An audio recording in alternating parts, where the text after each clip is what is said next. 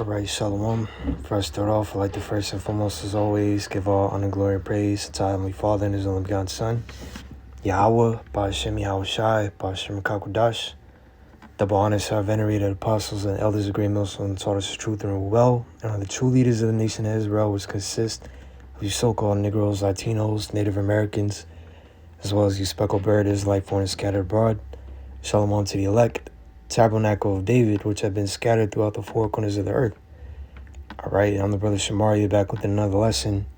And with this lesson, I want to do various topics.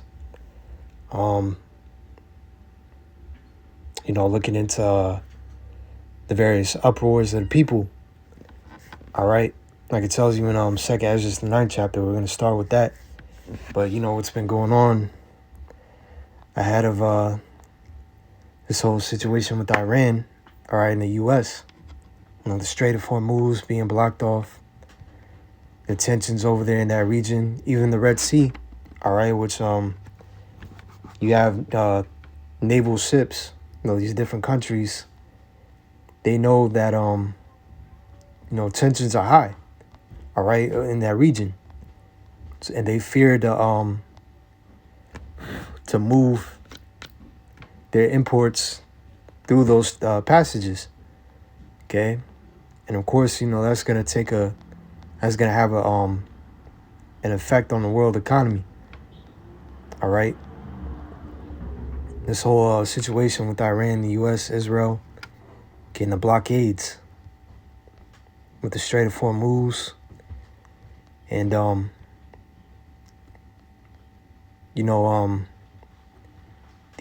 heightened alert around the Red Sea, okay? But what you have going on are the protests. You have farmers worldwide protesting, okay, for the economic pressure that they're already feeling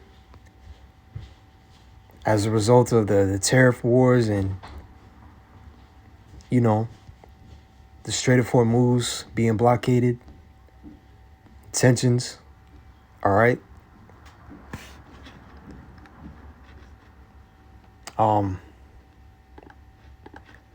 So I'm going to read this AI overview from Google.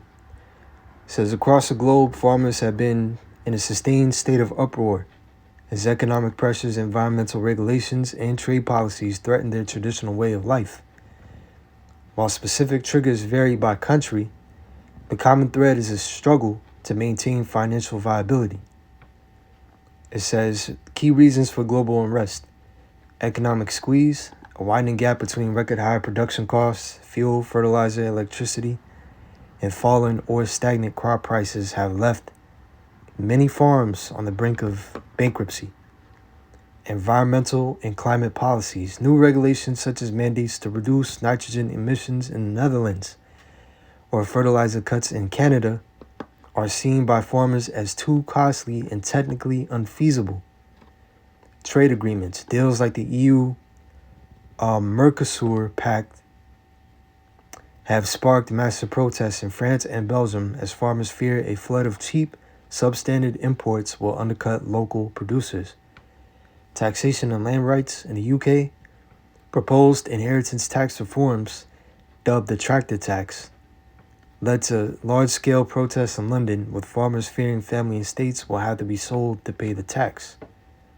So people are feeling it, all right? People are feeling it worldwide. The economic pressure of the anti-trade. Again, the situation with the Strait of Hormuz over there, all right? But, the economic squeeze being the main thing, all right? Let me get that. Let me start with 2nd Ezra, the 9th chapter, which reads, 2nd Ezra 9:1, he answered me then and said, measure thou the time diligently in itself. And how we're able to measure the time diligently in itself is, we link all these current events with biblical prophecy, all right? And we understand that this is the time of the end, all right? The wicked, Esau, Edom, the self-proclaimed white man, will be occupying the seat of rule in these last days. All right. This being that last succession of kingdoms. All right. The fourth beast. You know,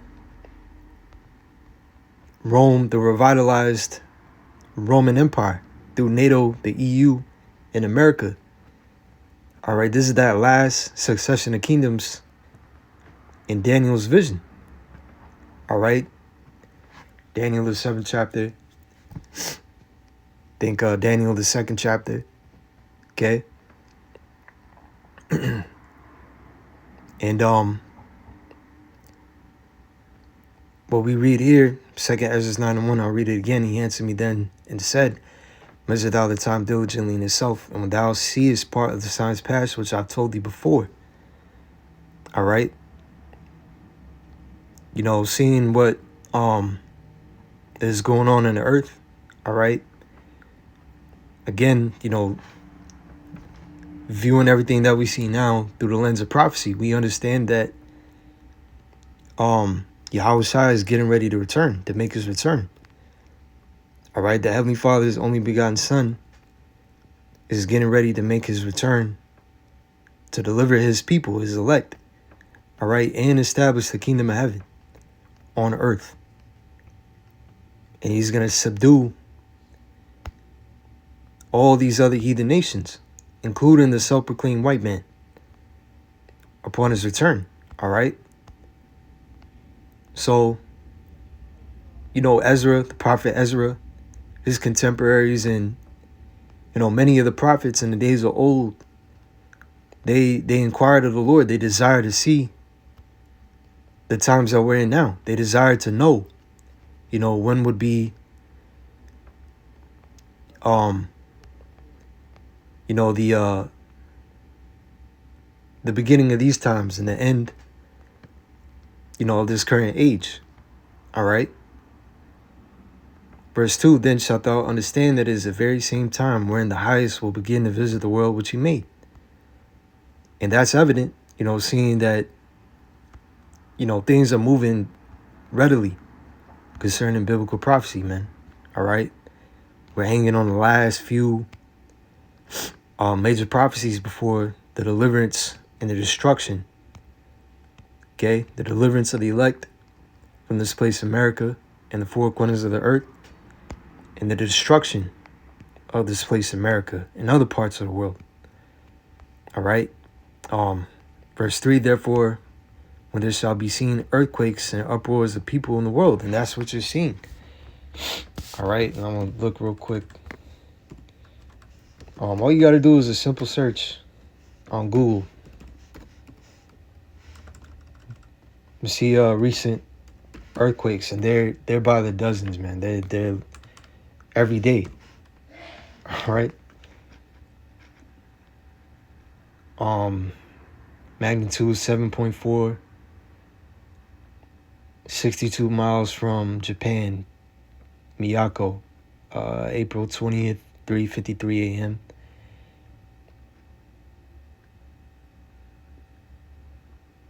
Magnitude 5.8, 7 miles from Petra, Greece, April 23rd, 11:18 p.m. Magnitude 4.0, 2 miles from Steel,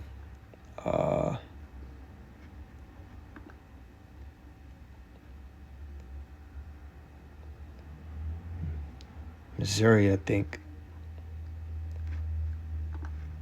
And this is April 23rd, the same day, 1:59 p.m. All right. And they're left and right. The past couple of days, you got earthquakes everywhere. So, therefore, when there shall be seen earthquakes and uproars of people in the world, and like this whole thing with these farmers, okay? All right, you got protests breaking out, clashes with police even. All right, here's one. It says Belgian farmers clash with police in anti-trade protest. It says thousands of Belgian farmers clashed with police in Brussels during the protests against the EU Mercosur free trade agreement on December 18th, 2025. Well, this is last year, but nonetheless, you know,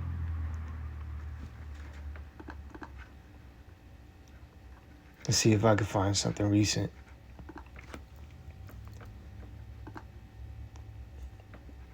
Here's one that reads, widespread uproar as Pakistani farmers fight back on Peasant Struggles Day.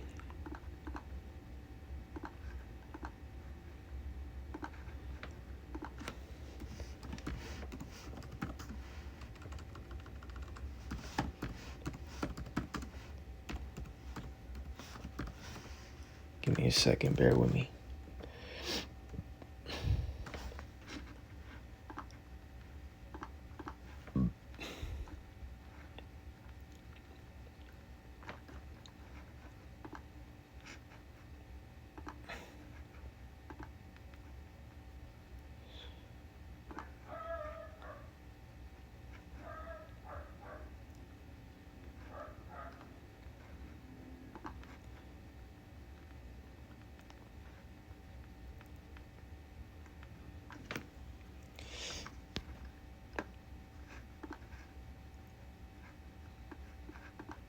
Yeah, it says widespread uproar as Pakistani farmers fight back on Peasant Struggles Day. Farmers in over 100 cities across Pakistan protested against perceived anti-farmer policies, demanding reforms and fair pricing.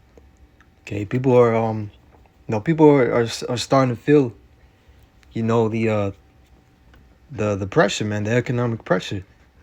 The world economy is being affected, all right, by this situation over there, all right, with the Strait of Hormuz, tensions, all right, the Red Sea slowing down,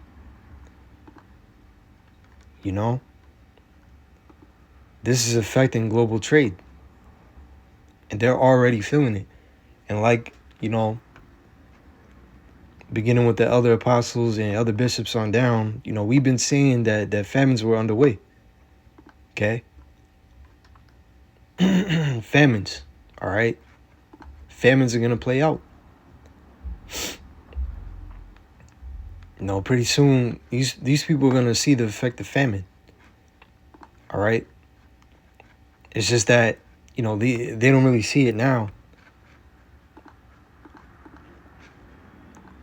Hey, they're not really feeling the pressure yet, as of yet. I'm talking about these average consumers here in America, all right, other parts of the world too, The scriptures talk about that. They shall think themselves to be in a good case, because victuals shall be so good cheap. People can still afford groceries, prices haven't skyrocketed yet to hyperinflation, but they will. All right, and these things are spoken of in the scriptures. So, continuing in 2 Ezra 9:3, therefore, when there shall be seen earthquakes and uproars of people in the world. Now, here's another thing. ICE detention center expansion sparks national protests. This is from Axios.com, right? It says the push to block ICE's plans to expand detention centers is fueling a coordinated national delay of protests. It's like National Day of Protest on Saturday. So I think this is upcoming. But it says, why it matters, no King's protests have shown an appetite among Americans to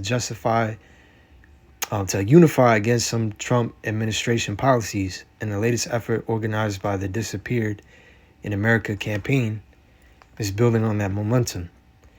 Organizers tell Axios that one of the most mentioned reasons demonstrators attended the No Kings protest was their opposition to immigration enforcement. And Saturday's communities, not cages events, expect to harness that energy. Scriptures speak on you know, how when the wicked bear rule, the people mourn. All right? No, these protests that are breaking out in America, all right, which, you know, for a long time, you were seeing protests on this scale everywhere else in the world. All right, but again, like we've been seeing, no, we've been told these people that protests will break forth here in America.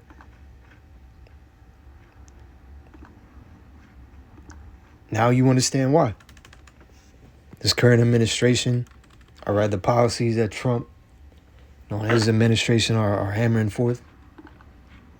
You know, people are in an uproar because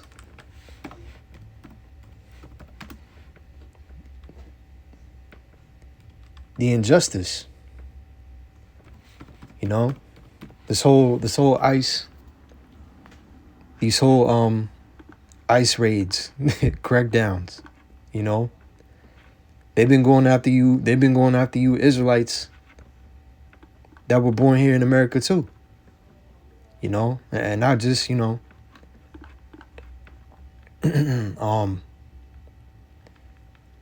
not just you Jakes, you know, these other nations too, but mainly you Jakes. All right, mainly you Israelites. They were even apprehending, you know, Gadites. All right. It's a fucking devil, man, going after you Gadites that already been here. Okay, Proverbs 29:2, when the righteous are in authority, the people rejoice. But when the wicked bear rule, the people mourn. All right, and that's, you know, to the point. When the righteous are in authority, the people rejoice. And, you know, when the nation of Israel is in the ruler seat, is in the position of rule, hey, this world is gonna be, man, set in its right order. All right. Everything will be set in its right order. Okay. When the righteous are in authority, the people rejoice. You know? Hey, you know, after a 1,000-year period of slavery, you know, these heathen nations are gonna be subject, you know, subservient to us in the kingdom. Now after that 1,000 years of hardcore slavery, you know, they're gonna have their lands back and they're gonna be all right. You know, all with the exception of Esau. You know, after that 1,000 years, he's gonna be rounded up and we're gonna burn him. You know, Edomites will cease to exist in the earth after that. But these other nations, man, they're gonna be all right. You know, they're gonna be all right.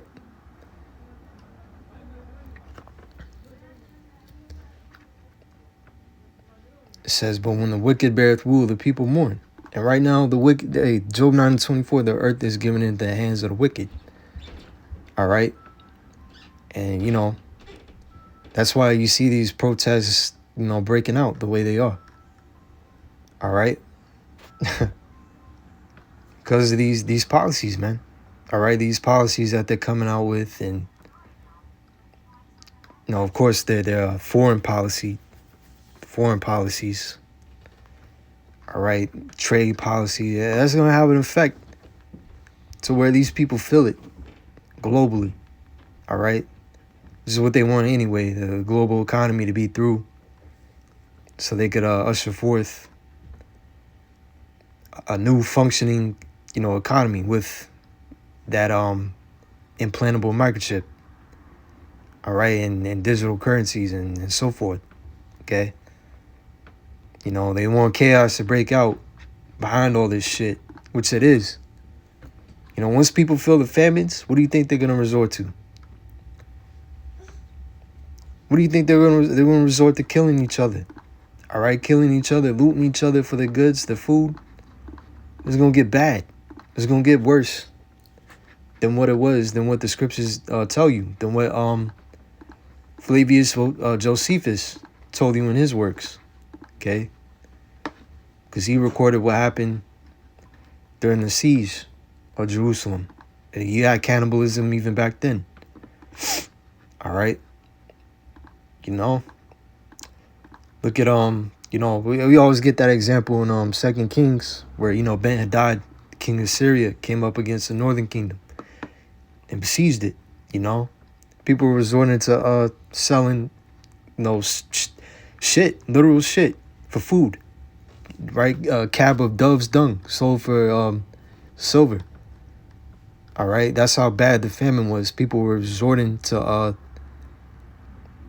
desperate times called for desperate measures. People were eating shit that wouldn't be considered food, but because the famine was so bad, all right, people were eating dove shit, bird shit as food.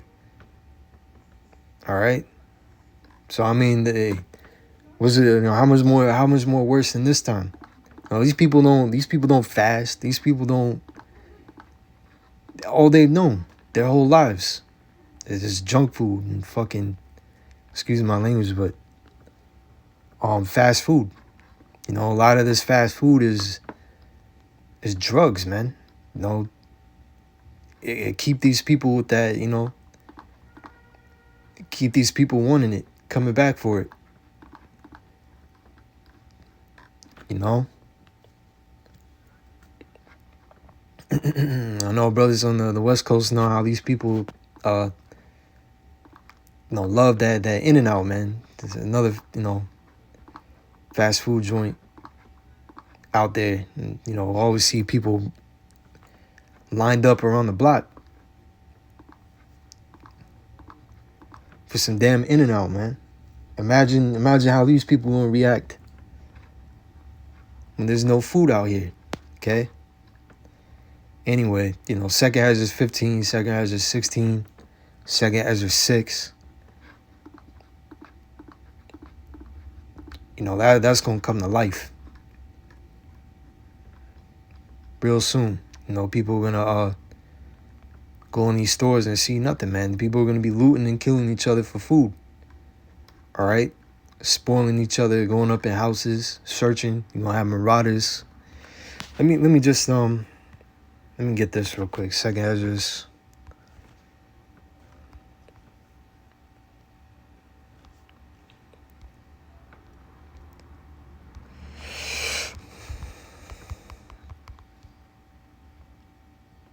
Second Ezra's, let me see.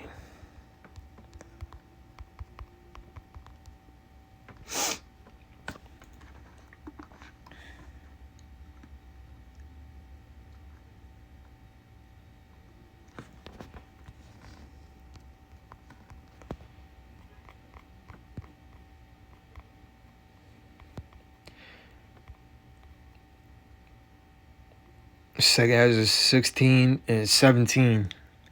Woe is me who will deliver me in those days. The beginning of sorrows and great mournings, the beginning of famine and great death, the beginning of wars, and the power shall stand in fear, the beginning of evils. What shall I do when these evils shall come? And yeah, right there, Ezra was seeing, the visions of the end. All right, the Lord showed him visions, of these times that we're in now. Okay, and Ezra understood, reincarnation, that you would have to come out, you would have to, live out these days that we're in now. Okay, and you can imagine the fear that he felt seeing all these things. He said, woe is me, who delivered me in those days. All right, but we know that the Lord, Yahweh Shem Shai, in these times, he's going to keep his elect. All right, Ezra is going to be good, man. The beginning of sorrows and great mournings, the beginning of famine and great death. There's going to be a lot of death.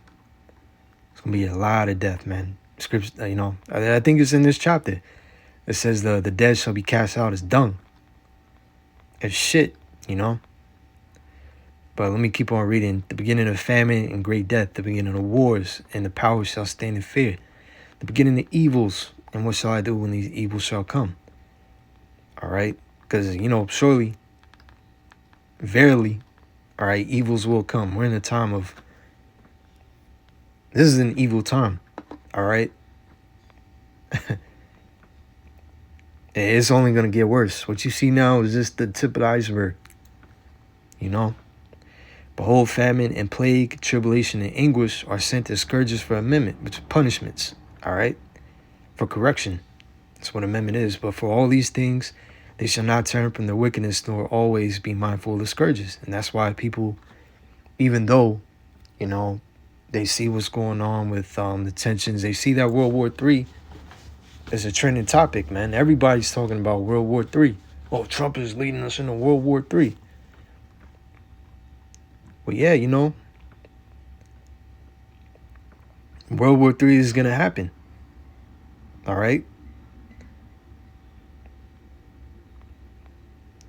And eventually, the result of it will be the destruction of this place, America, by way of thermonuclear missiles, man, ICBMs, intercontinental ballistic missiles. All right?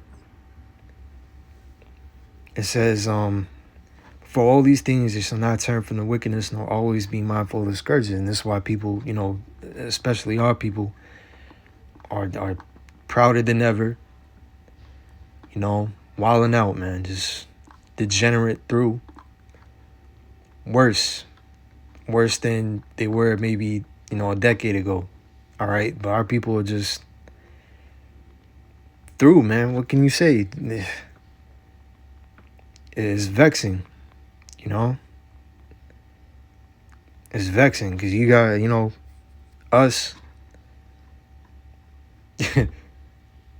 We're vexed, man. We're vexed seeing these people just,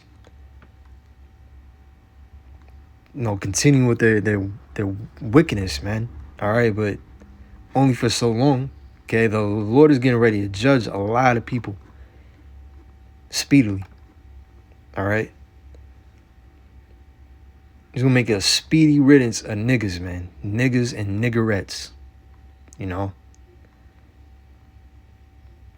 Anyway, for all these things, they shall not turn from the wickedness, nor always be mindful of the scourges. Behold, victuals shall be so good cheap upon earth, that they shall think themselves to be in a good case. Right? Victuals going into things that sustain life, food, water, all right?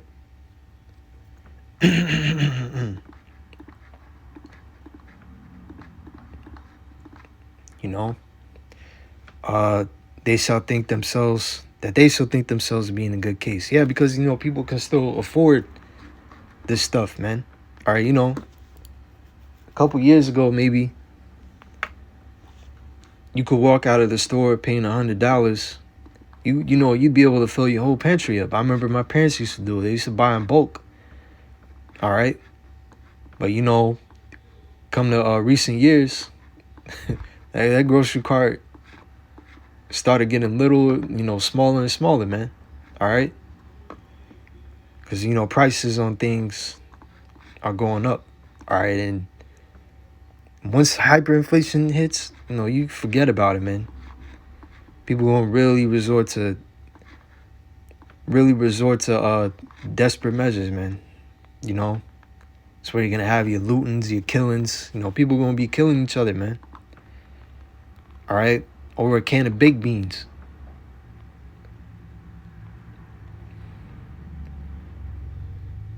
It says that, and even then shall evils grow upon earth, sword, famine, and great confusion. For many of them that dwell upon earth shall perish of famine, and the other that escape the hunger shall the sword destroy. All right, and dealing with these protests, okay, right now people, they're feeling pressure somewhat, but like this is just the beginning, This is just the beginning. It's gonna get worse to where people are gonna really feel the effect of what's going on. All right, mind you, the whole modus operandi of these devils, man, order ab chaos. They want chaos. They want people to bug out. For the men of the Lord, for those, servants of Yahweh Shem Shai, Lord willing, we be counted worthy to escape these things. We're going to be all right. The Lord is going to look out for us in miraculous ways, man. You just wait and see, okay? But we're not going to be in the same position as these people. Just left high and dry out here. All right, perishing in famine, like it says. For many of them that dwell upon the earth shall perish in famine. And to die famished, man, that's a slow, excruciating, and painful death. All right? To die famished, that's terrible. That's going to be the fate of a lot of people, man. They're going to die famished. You're going to, people don't understand,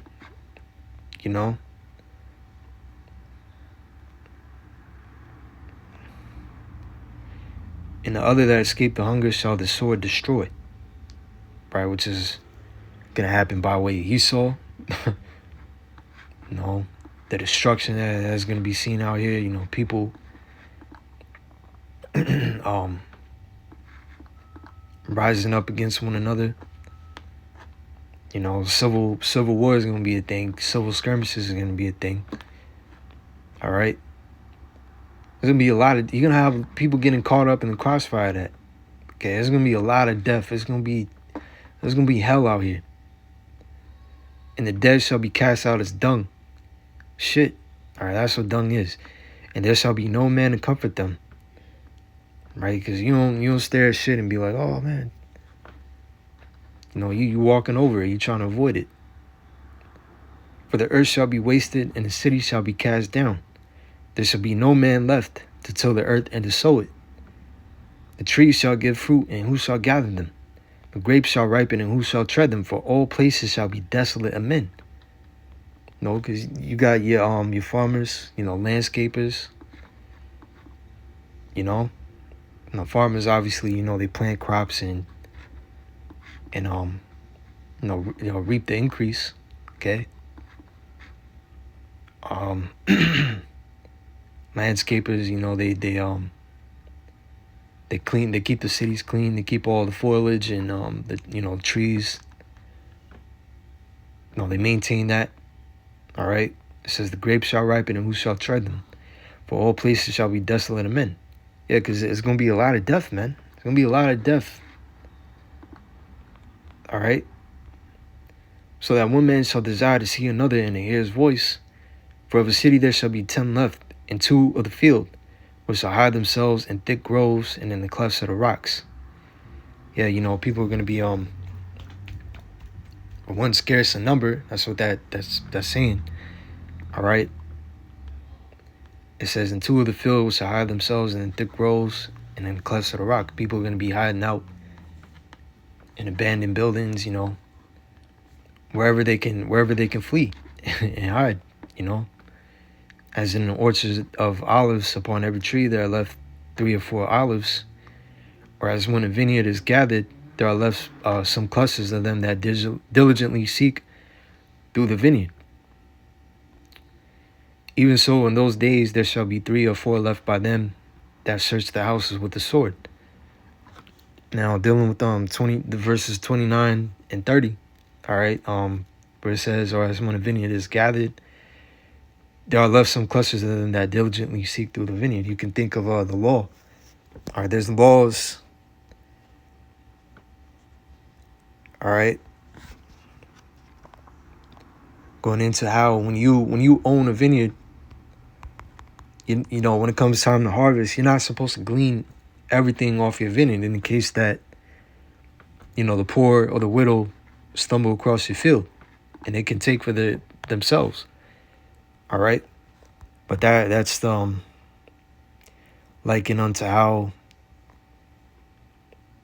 the few and the scarce people are going to be out here. Even so, in those days, there shall be 3 or 4 left by them that search their houses with the sword. It's going to be these troops, these martial law troops. All right. Foreign troops, snatching people up, killing them even.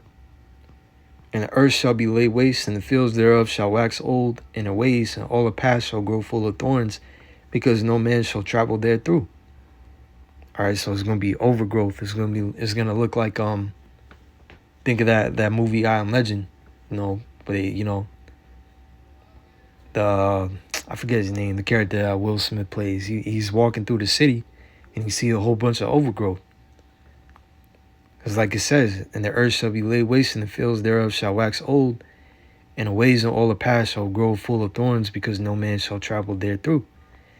The virgins shall mourn, having no bridegrooms. The women shall mourn, having no husbands. Their daughters shall mourn, having no helpers. In the wars shall their bridegrooms be destroyed, and their husbands shall perish of famine. And those wars, man, you're going to have wars here in America as well, man. You're going to have class wars. You're going to have race wars. You're going to have people going at it. All right? You're going to have a lot of men being killed. That's what that's talking about. In the wars shall their bridegrooms be destroyed, and their husbands shall perish of famine. In the wars, people are going to be sent off as well to fight this Third World War. And as it says, and their husbands shall perish of famine. Yeah, the famine. All right. Soon enough, people are gonna see the effect of famine, man. I mean, it's not here. It's not here in the scriptures. It's like it's throughout the scriptures, but it's not written here as though it's not gonna happen. It's going to happen exactly as it's written. Okay? But, let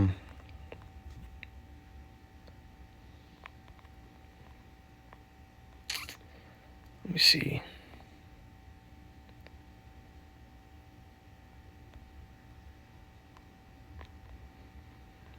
Breakthrough. Trump avails 3-week extended ceasefire in Lebanon. But says all the time in the world to end Iran war. Trump unveils 3-week extended ceasefire in Lebanon, wants country to protect itself from Hezbollah. Israeli media says, this is from Zero Hedge, right? Iran parliament speaker resigns from negotiating team under IRGC pressure. Oil spikes, Iran rejects report as completely false. Trump orders U.S. Navy shoot and kill small Iranian boats amid concern over mines in the Hormuz.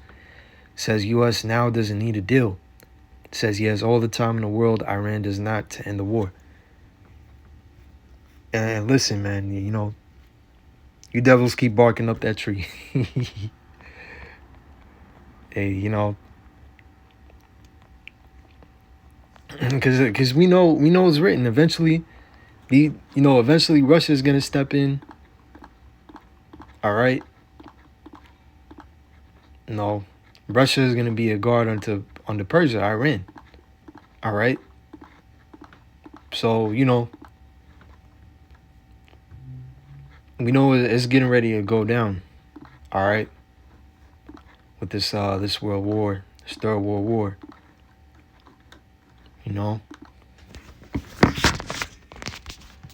Let me see. Let me grab.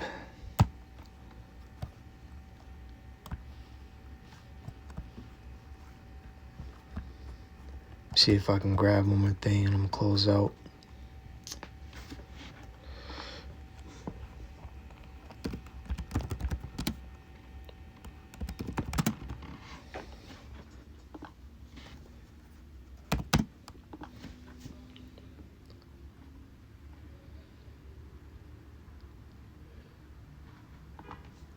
It's from foreignaffairs.com, how China and Russia can exploit the Iran war, and how America can avoid playing into their hands.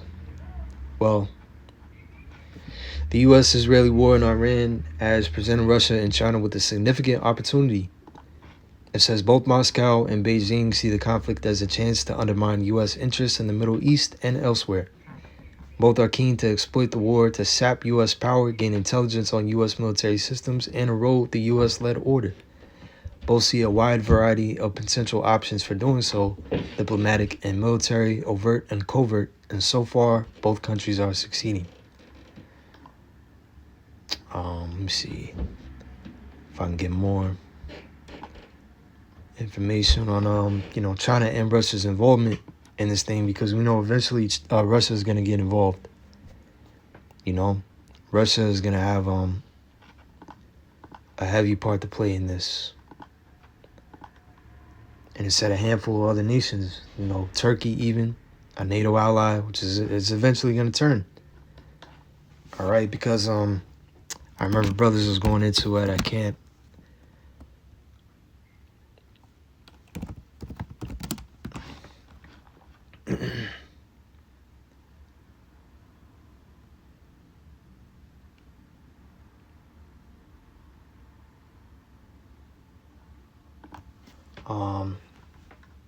Let me see. I was trying to find an article on it.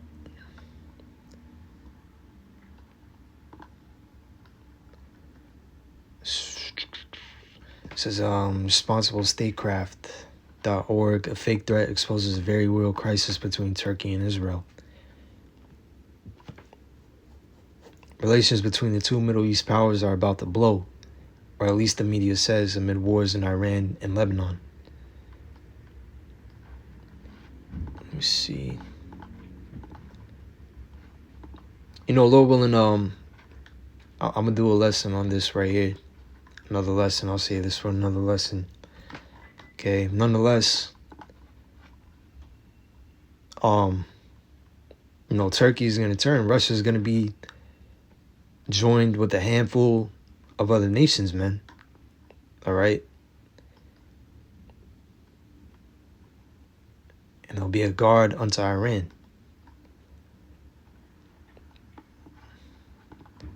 Russia sent Iran war opportunity in South Caucasus.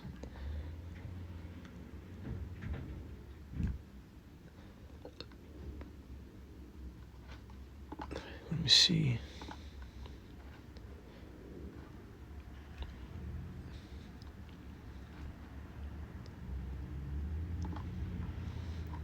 Russia is making bank on Trump's Iran war. Pricey oil and sanctions relief mean smiles in Moscow. While U.S. President Donald Trump struggles to find closure in his war of choice in Iran, Ukraine and the rest of the world are still grappling with the fallout of a different, unwanted war. The problem is that Trump's war with Iran, which drove global oil prices sky high, has let Russia make bank to the tune of billions of dollars a month. Moscow's earnings from fossil fuel exports in March reached a 2-year high, with income of 713 million euros a day and tax receipts of 7.4 billion euros for the month, according to the Center for Research on Energy and Clean Air, a Finland-based independent research organization that has tracked Russian energy revenues meticulously since the war began.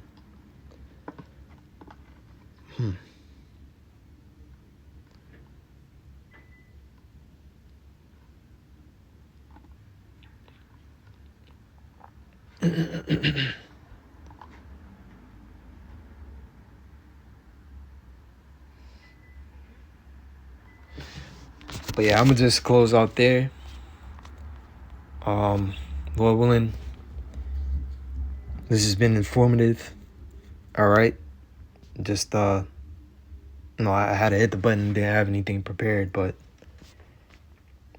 in closing, I'd like to give all praise and honor once again to our Heavenly Father and His only begotten Son, Yahweh Bashem Yahushai, Bashem Kakudash, the honors to our venerated apostles and elders of great millstone, taught us truth and rule well, and peace and blessings to the elect to the next I say Shalom.